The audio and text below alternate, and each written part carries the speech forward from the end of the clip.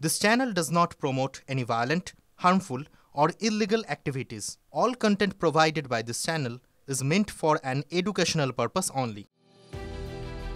বর্তমানে চিকিৎসার খরচ যেভাবে বেড়েছে তাতে বীমা না করেই উপায় নেই, আর সেই বীমার সঙ্গে জিএসটি দিতে দিতে নাজেহাল হতে হতো সাধারণ মানুষকে।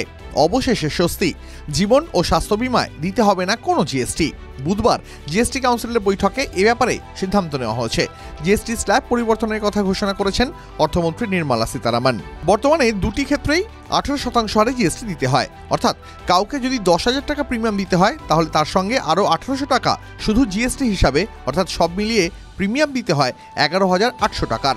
এই পুরো বোঝাটাই এবার কমে যাবে, অর্থাৎ 10,000 টাকা প্রিমিয়াম হলে 10,000 টাকাই দিতে হবে। এছাড়া এবার থেকে লাইফ ইন্স্যুরেন্স বা জীবন বীমার মধ্যেই পড়বে ইউনিট লিঙ্কড ইন্স্যুরেন্স ও এন্ডাওমেন্ট প্ল্যান, অর্থাৎ সব মিলিয়ে বীমা আরও বেশি করে সাধারণ মানুষের আয়ত্তের মধ্যে চলে আসছে। আগামী 22শে সেপ্টেম্বর নবরাত্রির প্রথম দিন, আর সেই দিন থেকেই কার্যকর হচ্ছে জিএসটির নতুন স্ল্যাব।